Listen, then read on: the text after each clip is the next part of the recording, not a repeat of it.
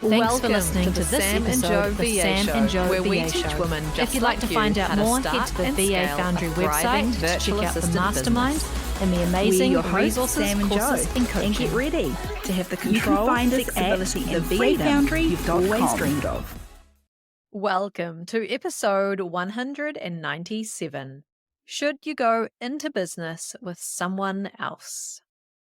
Yeah, a question that, once again, we're getting more and more. Like the longer we do this coaching mentoring thing, the more people are coming into the space and the more people are coming to us and going, hey, look, what do you think about this? It's feeling really hard for me.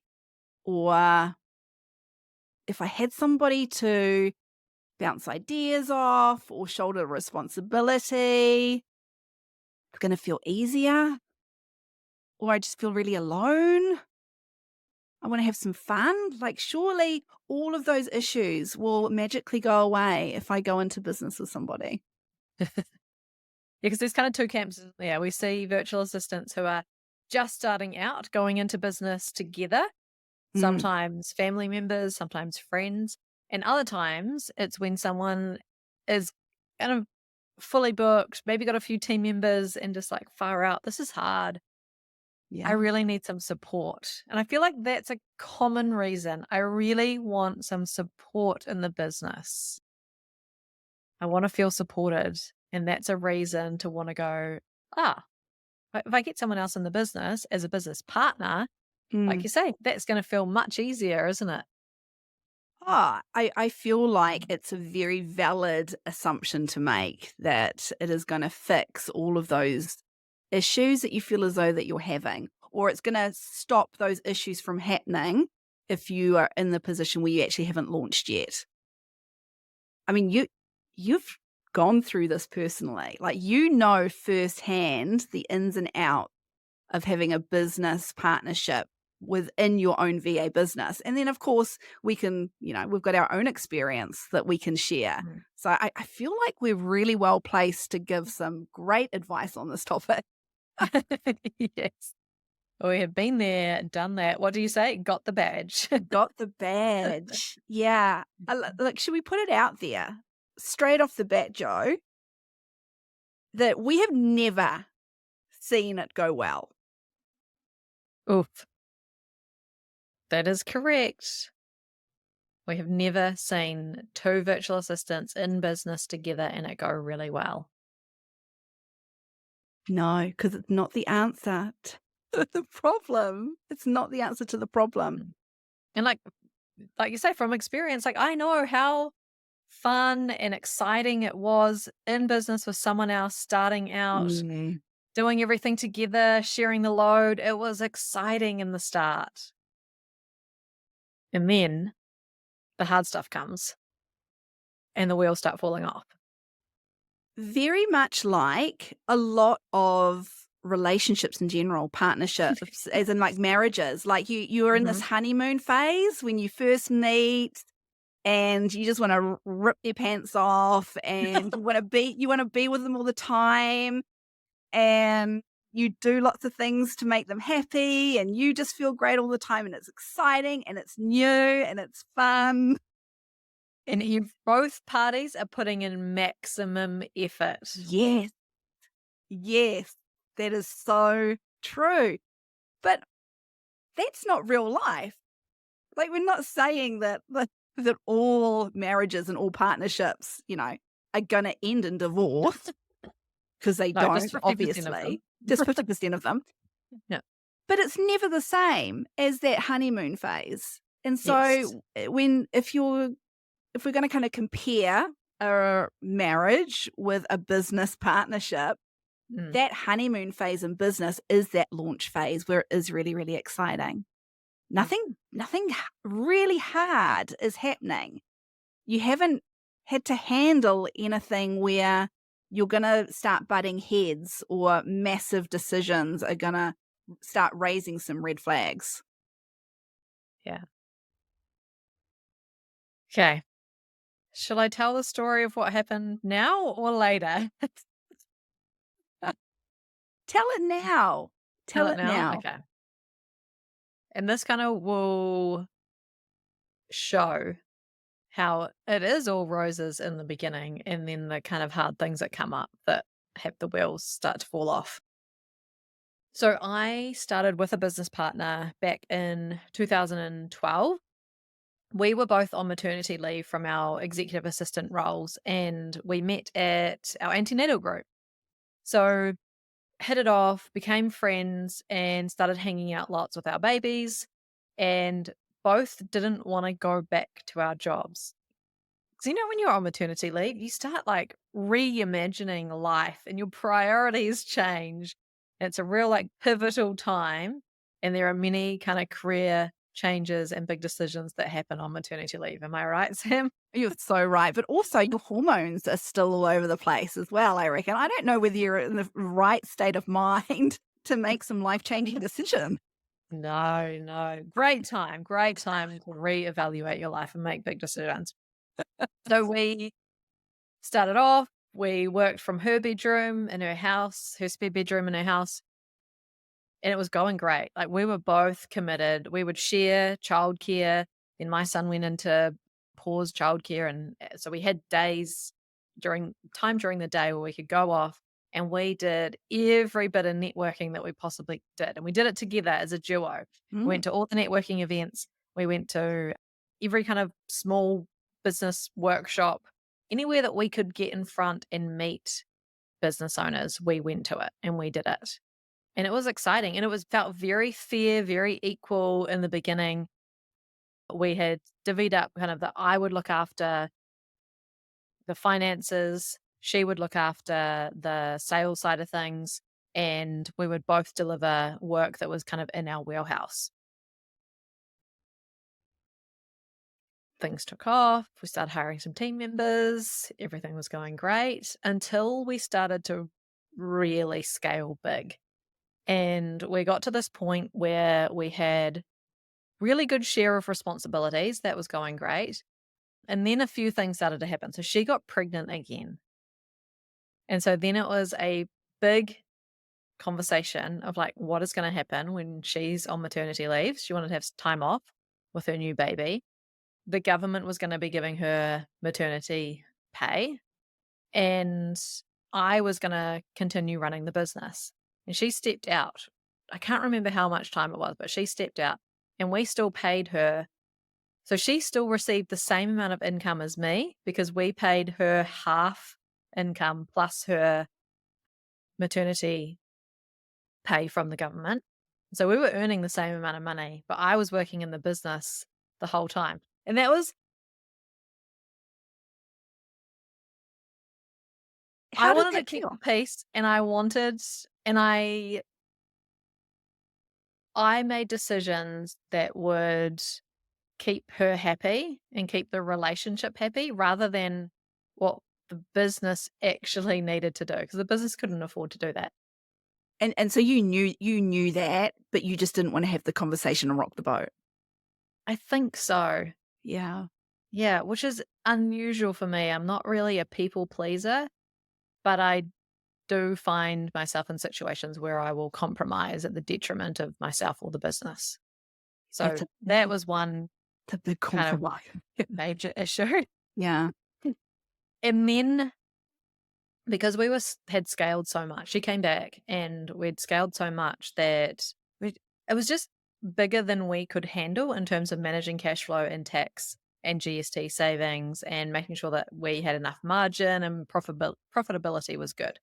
We had employee team members. We had a team, I think it was about 14 people at that time. We were in an office and we started to see that we had kind of exhausted I think we had a $20,000 overdraft. It's like the overdraft that you can get without having any kind of like you're putting your house on the line or anything like that, no security, an unsecured overdraft.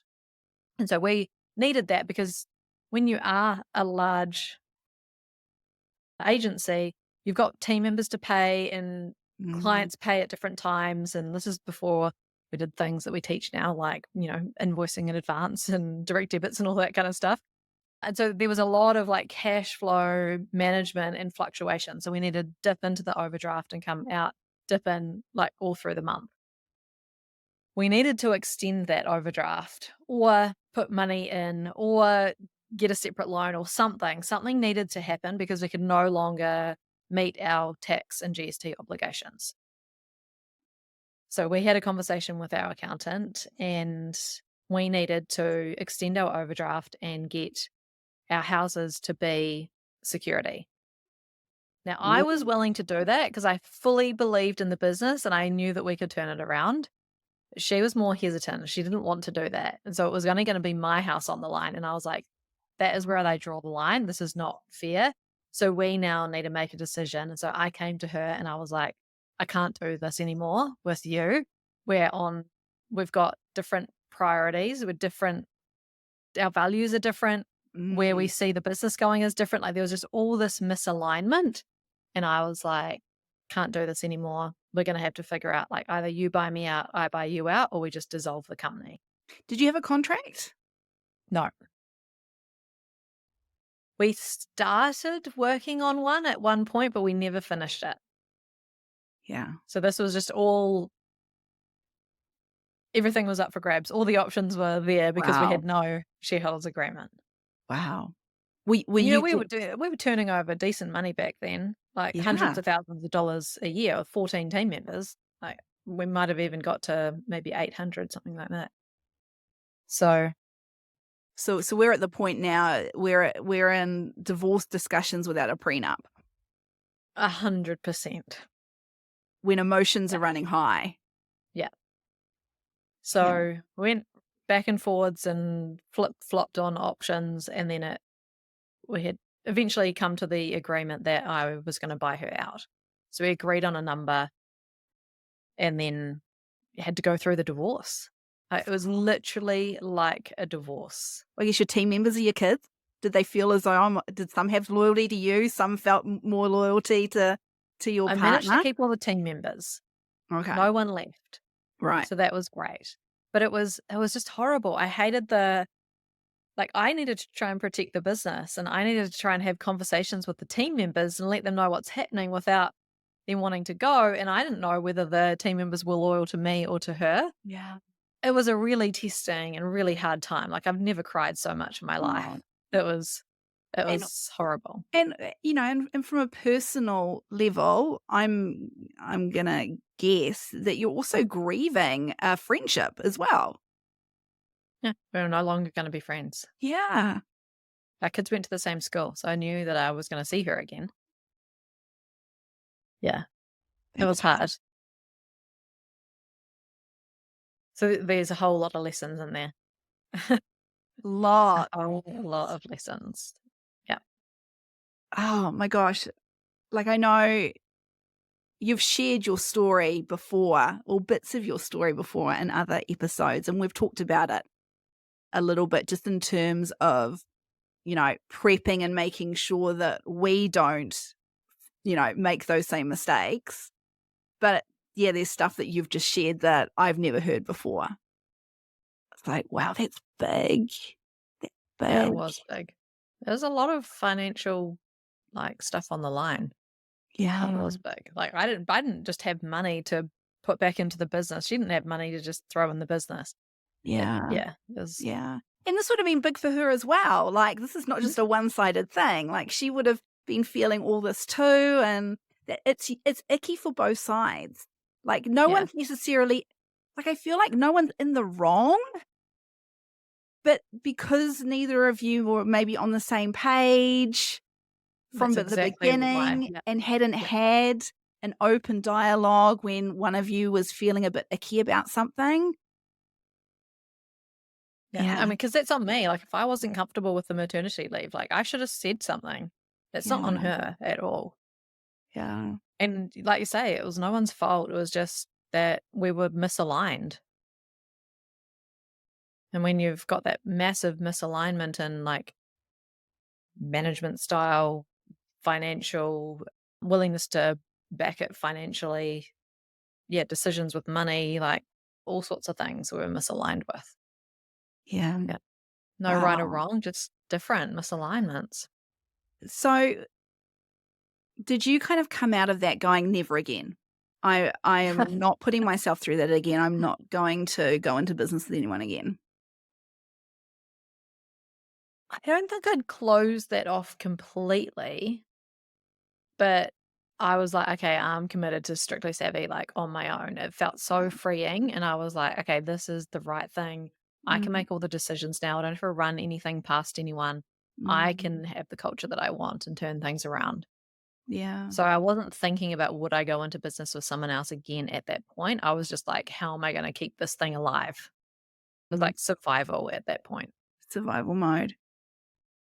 Wow. Now, there might be somebody listening to this episode who is contemplating going into business with somebody else. Like, and they might be listening and going, "Well, I wouldn't let that happen. That's not gonna Mhm. happen to me." Like, that seems extreme, Joe. That's a hot there are some big wow moments that you've just shared. Surely your example is an extreme one, that not everybody would have that same experience. So, do you feel like going into business with somebody else isn't necessarily a good idea only because of your unusually extreme situation? Yeah, I don't think it is unusual because, like, we have seen virtual assistants try and do business together, and we have coached one side of that business relationship. And often they have felt really stuck, and like the handbrake is on from the other person. They have to run everything past them. And they always have that misalignment, and that communication hadn't been upfront. There's never an agreement. There's We all never an know that there should agreement. be an agreement, but there's never an agreement. Yeah. We were Yeah. when we were planning this episode, we were racking our brains thinking, "Okay, how many do we personally know that it hasn't worked out?" And the number just got higher and higher and higher. It's like, "Oh, well, remember remember those guys? Remember this person?" And the only instances where it hasn't gone separate ways at this point, when it's been like a mother-daughter sister combo. But Mm, even those, they're still relatively in their early days. They're potentially mm. still in that honeymoon period. Yeah, there's no one that's gone big with an agency that's in Oh, a duo. no, that we're No, aware of, that no, we're that they're aware of very not anyway. that we know everyone. No, this is true. This is true.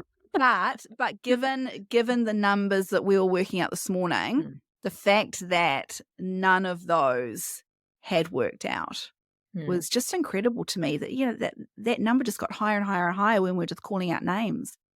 It's like, yeah. wow, the odds. So the odds are not in your favor. No, that'd be worse than divorce rates for sure. Oh, easily, Yeah. easily. Yeah. So that assumption that everything is going to be fun, that you will be shouldering the responsibilities equally, so it's going to be easier for you, that it's going to be 24/7 supportive, like, that's a dream. That is an unrealistic dream. That's a That's the honeymoon honeymoon phase, like I period. say. Yeah. It might start off like that and you might think this is great. But yeah. So I want everyone listening to hear the message that if you are finding yourself overworked, overwhelmed, unsupported, and you're thinking, oh, I should just get a business partner, we want you to know that there are other options, because if it's the support that you need, there are other ways to get Mm, that support. So, one way to get that support is to think about, are you at the stage now where you need a team leader? Do you need a virtual assistant for your own business, someone to do all of your admin and support you? Do you need some kind of other manager in the business? Are you at the point now where you're large enough that you need a GM to run things alongside you? So really have a think about, is it actually that I need a business partner, Or is it that I need someone else hired in my business to help me out? Your other options is to look externally. So is it a business coach that you Mhm. need? Is it a mentor, someone that you can run things past? Do you need to get some support from someone who's been there, done that? Do you need to find yourself a biz bestie? You Mm. can actually talk about business, like openly, your money, your business, everything. Talk to that person about it, your struggles, and have that support from that person. I feel like both of those options are definitely less riskier than going Mm. into partnership with somebody for all the Yeah. wrong reasons. Yeah. Because it feels like the only reason that you should actually go into business with someone is because that you need it for the like financial reasons, the investment reasons. And you can start a VA business with such little money that you just don't need, an investor or like someone to come in because they're going to fund the whole business. Like you can start off really lean. Yeah. So I don't feel like that's a good reason. But if that's the only reason that you would go into business with someone, if you're established and you're thinking, I need some support, I'm going to get a business partner, it can only be for financial reasons. And we just don't think that a virtual assistant business needs that, requires that at all. No, definitely not. Okay. If somebody was to ignore all of our advice, because we know there are people that ignore our advice on the daily, which is fine. That's your choice. We want to go through the things that we want you to be aware of. We want you to have in place the conversations that you need to have with this person before you sign on the dotted line, before you start launching, before you start coming up with names and your branding and putting yourself out there. We want to make sure that that person that you are going to go into business with, that you're setting yourself up for success as much as you can, because we don't want you to fail. Like, it brings us no joy to look at this list of failed business partnerships that we know. That brings us no joy whatsoever. So if you Mm. are going to do it, let's make sure that you are aware of everything. You're aware of the pitfalls, the negative. So you're setting yourself up for success as much as you can. Yeah. Contract number one. Gotta have Sh- a contract. Shareholder agreement. Have that in writing and signed and complete, not just a draft like we had. My business Yeah. partner and I had a draft, but an actual finalized shareholder agreement. Because when we started looking at that, we had to think about things that we had never even considered. Things like, okay, so Sam, what would happen if you went into a coma and you were in that coma for 3 months? At what point do I go, okay, do I take over the business now? Do I Mhm. need to pay out half of the value of the business to Mark and I take it over? Do we wait? Is it 6 months? Do we wait a year? Like, Mhm. you can't make any decisions. So am I Yeah. now, like, working with Mark and he has to make decisions on your behalf? Like, what are we gonna do?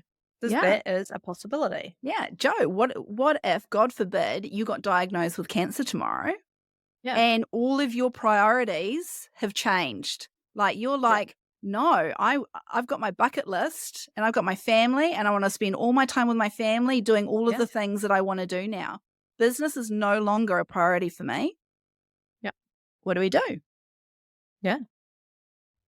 What do we do? Like, What these do are we do? things that we need to figure out. What if you died? Sam, do I need to pay out Mark if you Yeah. died? Yeah. I What know. if we are on just different paths and we don't wanna be in business anymore? Like, Yeah. then what? What What if we if, both want the business? what if Mark lost his job and I was then forced or felt the pressure because Mm, I started stressing out about finances to have some more security. And I'm thinking about going to get a part time job to supplement or a full time job to really mm, get the security and the benefits of a full time job. Where does that leave you? Do you want to yeah, continue on with the business? Like, these are And all this is very obviously, these are all very worst case doom and gloom situations. But guys, this is real life. This happens. because it's not just, you know, in the first couple of years of the business, but what if 10 years down the track, you've created this super successful business that you both love and is absolutely thriving? That's the time that you really are going to draw on that shareholder agreement because there's way more money at stake. There's way more risk at stake. The stakes are high at that point. You need to have that conversation back then, not in 10 years' time. Yeah. Just sort of another one, another doom and gloom one. What if something happened and we were just like, "Nope, this is not gonna work." And are we quite happy for the other one just to go off and start their own coaching business? Who Yeah. takes the kids? Who takes our who takes everyone in the membership? Yeah. Yeah. Another thing that you need to get very clear on from the start is how profit is shared. Because in a virtual assistant business where there is client billable work that is being done, what if one person is doing all the billable work? What if it's very uneven in terms of billable work? What if you both agree that one person's going to do the client work, one person's going to run the business? Like, it is profit 50-50. What if someone brings in all the clients and the other person doesn't bring in any clients? Then what happens with the profit? Is it 50-50 the entire time? How will it be paid out? When will it be paid out? Those are things to get very clear on from the start. Yeah. You wanna taking it back even a step further than that, you need to be on the same page in terms of your why you're both in business. Now, that's not to say that you both have to have the exact same personal why, but you both need to be really aware of each other's personal whys. You need to have that conversation and figure out what their priorities are, because that's where that kind of imbalance can then start happening in terms of the hours that one's putting in opposed to the Mm. other. Yep. Like, you have to have that conversation about what hours are you going to work? What times are you going to do? What times are you going to finish work? What holidays are you going to take? Like, that was the conversations that we had right up Mhm. front. You're like, this is my non-negotiable. I have every Jan off. I work less in the school holidays if I have to. And you finish by 2 p.m. Yeah. I knew that if you weren't happy with that, then this wouldn't work. Yeah. It wouldn't, because you would feel resentful. If you'd said yes and deep down didn't actually agree, you would then start resentful, and that's when you feel as though you're putting in more work than I do. I would then start feeling guilty as well, like Yeah. seeing you still working those hours that I'm not working, going, "Oh my god, I'm not pulling my weight." Which Yeah. then kind of forces you to work hours that you never wanted to work because of that guilt. Yeah. Have to have that conversation right up front. Who's going to be responsible for what in the business as well? Like, Mm. we're very clear on who is responsible for what. We play to our strengths and we had that conversation from the start. And we keep reminding ourselves, okay, this is something that's your strength. This is something that's my strength. If there's something new that comes along, okay, what part are you going to play? What part am I going to play? We're very Yeah, clear about that. yeah. We knew we needed to know really early on, like, our different personality styles, our different working styles, our triggers. Yes. Okay, if you say this to me, Joe, just letting you know, it is totally gonna trigger me, and I'm gonna dive into a deep depression and start overthinking everything. That's just Yep. who I am, so just so you know. Yeah. We've had those conversations. Mhm. Which I think leads into how important that communication Mm. is.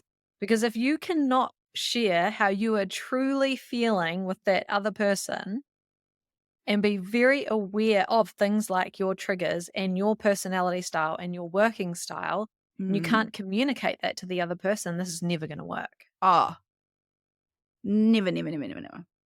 No. Like, from And the you have to have outside. that trust. Oh, totally, totally. Yeah, the emotional intelligence to be aware of how you are as a person, how you come across. You need to know that, okay, I'm not perfect. I'm going to stuff up. This is what I do when I am in overwhelm or I'm stressed. I disappear, and I know this is not healthy, but at least I know it's going to happen. Yeah, so you knowing that and being able to communicate that to me, so I'm not then spiraling like, "Oh my Mm, gosh, Sam has just run away. Sam doesn't wanna do this business thing anymore." Like, yeah, actually knowing that and understanding ourselves so we can communicate that to the other person yeah, is key, because you have to trust that that other person is not just gonna, like, be triggered by something and just be yes. like, I'm gonna quit. I'm gonna walk away." Yeah, so it's not just the emotional intelligence, your emotional intelligence. It's not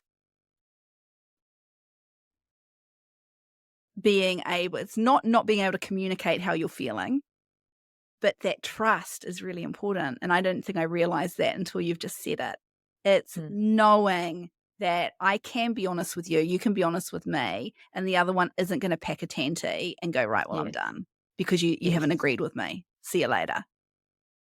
Just like in a relationship. Just like in a relationship. Yeah. Yeah.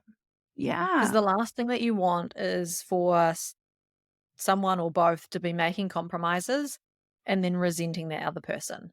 Like I did that when my business partner went on maternity leave. I resented for them for Mm, that, but that wasn't on her. That was on me because I made that compromise and I mm. agreed to that. Didn't have the maturity back then that I have now. Resentment just festers, doesn't it? Or It yeah. festers. It's so unhealthy. It's so Mhm. unhealthy. And, you're not always going to agree with your business partner. Like, that's impossible. Do you ever agree with anybody all the time? It would be Surely. very unhealthy if you didn't. If you did agree with everything that everyone else said, that Yeah. would not be healthy. Yeah. So, you have to be willing to compromise. So, what Joe and I do is we know that we both have different views on a lot of things. We try and meet in the middle in most, but it doesn't always happen. So when we're at that point, we both kind of ask ourselves, okay, is this really important to me? Is it as important to me as it is to her? If not, let it go. Like, it's okay. You don't have to win, right? You don't have to be the one winning. Mm, You don't have to be the one that's right all the time. yeah. Comes back to emotional intelligence, comes back to communicating. Yeah. Because you might assume that Sam and I agree on everything, and we definitely do not. Yeah. Sam has some wacky ideas sometimes, and I'm like, "What the hell is going on?" But if Sam is really strong on her, like, idea and she really wants to do it, I will let it go and be like, "Okay, is this important to me? I Mm. can deal with it. Let's go with it." Yeah. And Sam does the same thing with me. Yeah. I think you've got to. And I think there's probably only 2 instances in, like, 4 years that from my side anyway, that I've literally had to type in our comms channel or I've said to you, "This is really important to me." Yeah, yeah, Like, "I'm and sorry, but that's it's the line. really If we important hear to me." that yeah, if we hear that from the other person, then we're like, "Okay, we need to compromise on this. This Yeah. is, really important Yeah. to them." Just let me have And it for my peace of mind.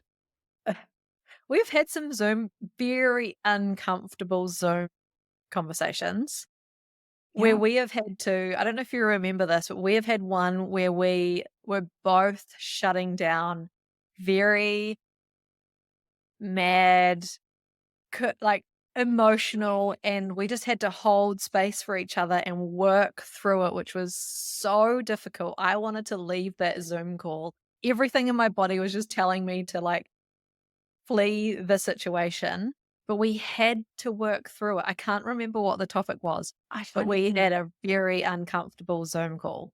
Yeah. And we had to trust the other person's not gonna leave. We're gonna have to be speaking our truth and saying what we honestly felt. and work through it together. Yeah. And I feel like that wasn't, like, super early on. Like, that wasn't, like, teething No, issues. I feel like that no, was, like, year 2. So we'd been doing it for a wee while, but yeah. what was it? I God, don't I wish know. I could remember what it was. Yeah. To Yeah. remember. Yeah. Yeah. Okay. And then I feel like there's a couple of other things to really think about if you are going to go into business with someone.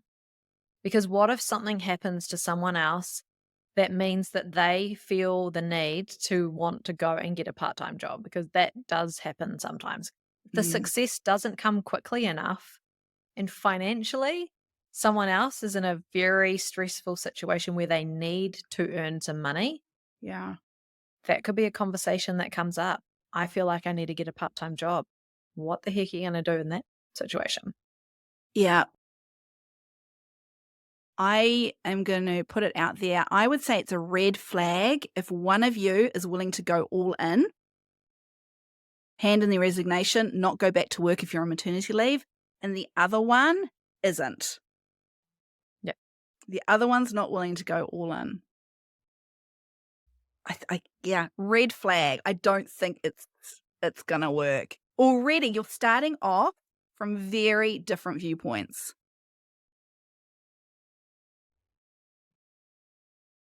Yeah, if you're established and you're thinking, oh, I should go into business with someone, it's going to make things so much easier. I would really like to remind you about the autonomy that you are very used to right now, that you are taking for granted.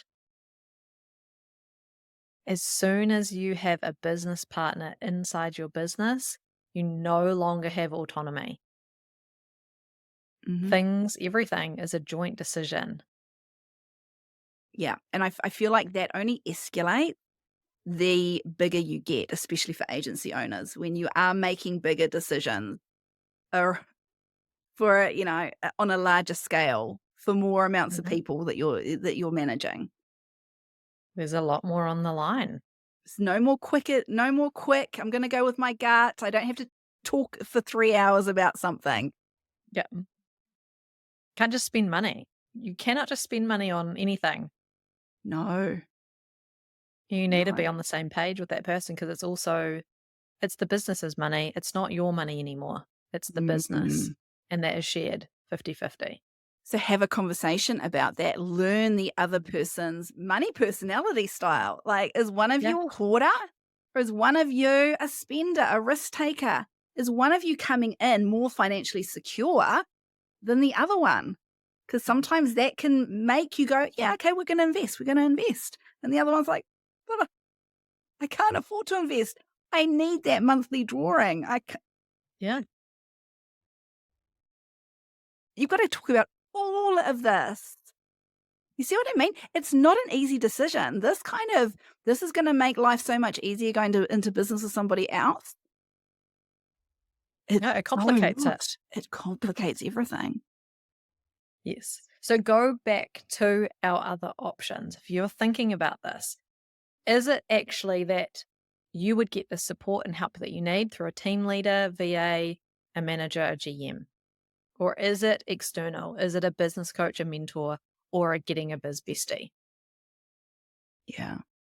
And We for think those those are far better options for agree. 99.9% of you. Yes. And for that, whatever percent is left of you that is still gonna do it, then just take heed of our warnings, have the conversations about all of those things that we have advised you very strongly to talk about before you then get some legal advice around a shareholders agreement and have it all in writing and make sure you bloody well sign it. Yeah. If you would like some support, remember that we are here for you as your coaches and mentors. We have just added the VIP Voxer mentoring to our Scale Up Mastermind.